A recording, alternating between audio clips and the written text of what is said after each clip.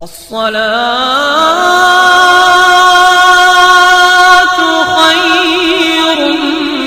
من النوم۔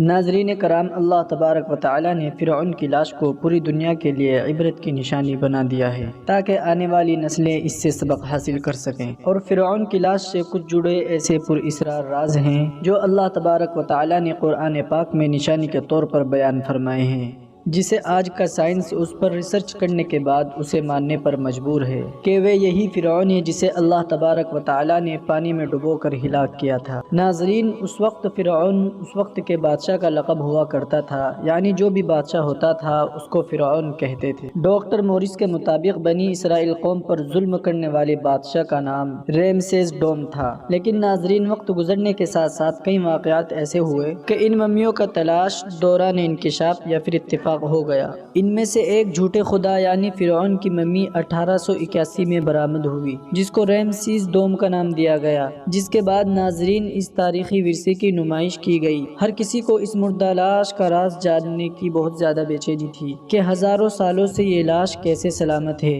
1981 میں مردہ جسم خراب ہونے لگا تو اس وقت کی مصری حکومت نے فرانس کی حکومت سے کہا کہ مردہ جسم ممی کو خراب ہونے سے بچایا جائے اور جدید سائنس کے ذریعے اس موت کی اصل وجہ بھی بتائی جائے۔ تو ناظرین، اس وقت کے سب سے بڑے ڈاکٹر موریس، جو کہ مذہبی طور پر عیسائی تھے، انہوں نے مردہ جسم پر ریسرچ کرنا شروع کر دیا،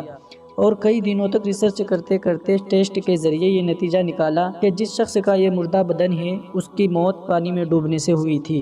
کیونکہ ناظرین، ڈاکٹر موریس کو اپنی ریسرچ اور اپنی تحقیق کے مطابق اس کے مردہ جسم میں سے نمک کے کچھ حصے ملے تھے، لیکن ڈاکٹر موریس کے سامنے ابھی یہ ایک پہیلی تھی جس کو سلجھانا ابھی باقی تھا کہ ہزاروں سال بیت جانے کے بعد بھی یہ جسم کیوں اور کیسے سلامت ہے اور اس کی کیا وجہ ہے۔ ناظرین، انہیں اپنے ایک ساتھی کے ذریعے معلوم ہوا کہ مسلمان بغیر کسی جانچ یا رپورٹ کے یہ کہہ رہے ہیں کہ یہ شخص پانی میں ڈوب کر مرا تھا، اور مردہ بدن اس فرعون کا ہے جس نے اللہ کے نبی موسیٰ علیہ السلام اور آپ کی قوم بنی اسرائیل کا قتل عام کرنا چاہا تھا۔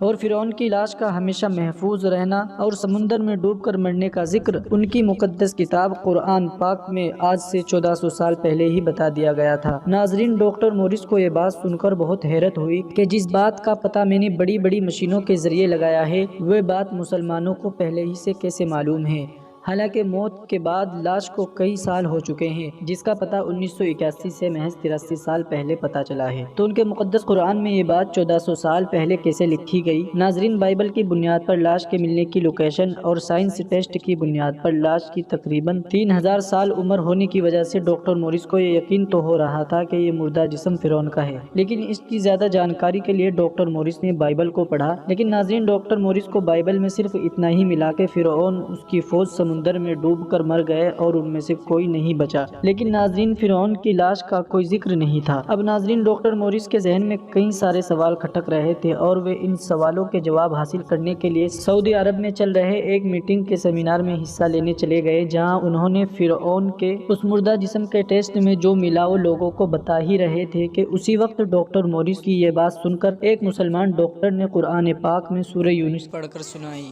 جس میں اللہ تبارک و تعالیٰ فرماتا ہے کہ اے فرعون، آج ہم تیری لاش کو بچا لیں گے تاکہ تو اپنی بعد والوں کے لیے عبرت کی نشانی بن جائے، اور بے شک اکثر لوگ ہماری نشانیوں کو سمجھنے سے ضرور غافل ہیں۔ ناظرین، اس آیت کا ڈاکٹر موریس پر کچھ ایسا اثر ہوا کہ اسی وقت کھڑے ہو کر یہ اعلان کر دیا کہ قرآن پاک سچا ہے اور یہ واقعی اللہ تبارک و تعالیٰ کا کلام ہے،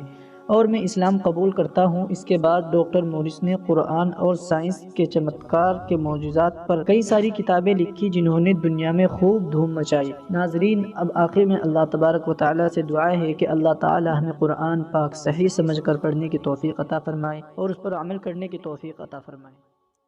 دوستو، آپ نے یہ ویڈیو دیکھا، ہمیں کومنٹ کر ضرور بتائیں کہ اس ویڈیو کے بارے میں آپ کی کیا رائے ہے۔ دوستو، اب آپ سے آخر میں گزارش ہے کہ اگر آپ ہسٹری کی نئی ویڈیوز دیکھنا چاہتے ہیں تو ہمارے دوسرے چینل کو اس گول نشان پر کلک کر سبسکرائب ضرور کریں۔ پھر ملیں گے آپ سے ایک نئی ویڈیو کے ساتھ، تب تک کے لیے اللہ حافظ۔